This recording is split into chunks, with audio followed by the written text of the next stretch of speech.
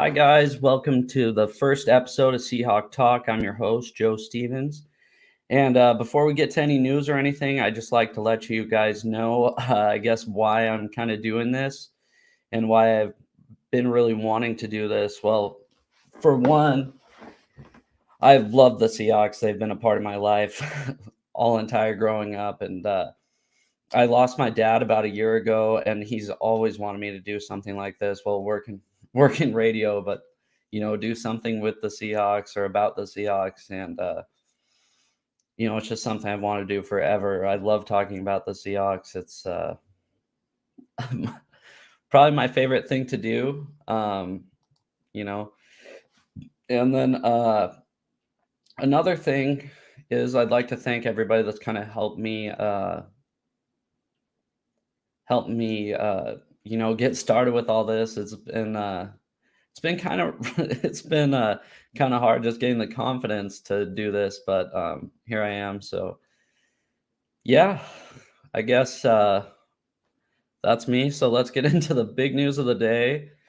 Geno Smith re-signs with the Seahawks, $105 million, 3 more years. And who'd have thought we got super lucky? I thought there was going to be not a whole lot to talk about today, but yeah, our first day of our podcast, and Geno Smith re-signs. So that's good. It gives us something to talk about. I mean, $35 million a season sounds like a lot, but in all actuality, I mean, you look at Derek Carr signed today for $37 million a year. Jared Goff makes $33 million a year. So Geno's right in the middle. He's at 15% of our salary cap, which is right where you want to be if you're actually in a win now mode, which I think the Seahawks will be, especially with 2 first-round picks. And yeah, I just think it's great for Geno Smith. He deserves it. I mean, he worked his butt off last year, and I think it's great for the Seahawks because Geno gives them the best chance to win. No doubt about that. And I think another thing is the Seahawks give Geno the best chance to succeed with their attitude towards him, and he knows the system now, and he really played great last year. I mean, I'd say to the people that say, he slowed down in the second half of the season. Well, the whole team slowed down in the second half of the season. That's something they're going to have to work on. But yeah, signing Geno Smith really, it gives the Seahawks a chance to work on other stuff now than worried about, who's going to play quarterback for us next year. I mean, our defense was, let's face it, they were terrible against the run. And Jordan Brooks will be out all off season, and I think he'll start being able to come back around September. So who knows? He probably won't be there for the start of the season. Cody Barton's a free agent, and he was great sometimes and not so good other times. It was like a light switch happened. It was some games he'd be all over the place making plays. Other games, it's like, where is he? I mean, who knows? So I think they're probably going to move on from him. It'd be a great chance to get Bobby Wagner back. I can tell you, everybody in Seattle wants Bobby Wagner back. And I think Bobby wants to be back. He changed his Twitter profile to the Seattle skyline the other day. And like John Schneider said, he's not a free agent until March 15th, but I really think it would make sense for both sides, seeing that it would fill a big need for the Seahawks.